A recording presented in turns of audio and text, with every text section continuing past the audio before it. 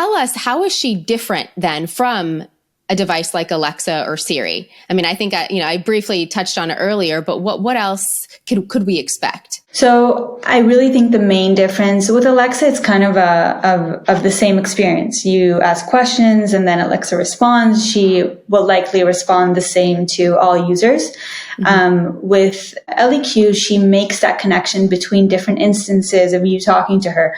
So for example, if I mention that I have shoulder pain on Sunday, she will follow up on Wednesday and say, hey, how's your shoulder? I remember you said it was hurting. How'd you sleep? Or we have in many cases where users don't sleep well, which is very common throughout life, but specifically in older ages, we have people not sleeping well. And then when it comes to the end of the day, ElliQ will say, hey, do you want to do some end of day relaxation with me to induce better sleep? And she just makes that holistic connection to really provide that personalized experience. And she is proactive. So Alexa is not proactive. She won't greet you in the morning or several times throughout the day to check in. ElliQ will. She understands that you're in the room. And as an adult myself, not an older adult, but an adult, when I did interact with her several months ago, and I think I asked her, can we do maybe, like, I'm feeling stressed out or I'm feeling anxious. Can you help me? And so we did kind of like a meditation, couple of minutes, and she gave me some prompts and said, do breathe this way and do this.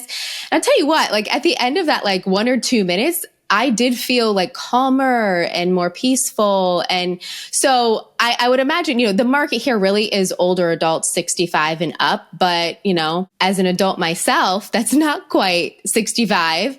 I found her to be an enormous, value.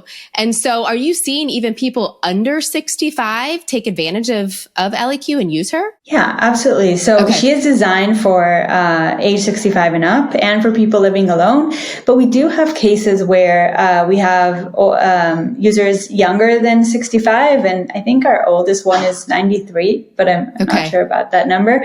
And we are seeing kind of a big range and in different situations. So sometimes users who do live with someone but are kind of in different places in terms of how they're aging and the rate of their aging and the characteristics of the aging can enjoy her, although they don't live alone. So there are a lot of people who can enjoy her, although they don't fit that specific criteria that we are designing for. Sure. Well, when I recorded that video several months ago, I showed my kids who are 10 and 12, and they're like, Mom, we want an ElliQ. Can we get an ElliQ? Kids love her. Absolutely. I mean, adults love her. So why wouldn't kids love her? So, I mean, she really is, she's engaging. She's fun. Obviously, she's helpful and a valuable tool, but she just has so many really distinct features that aren't available anywhere else in the marketplace.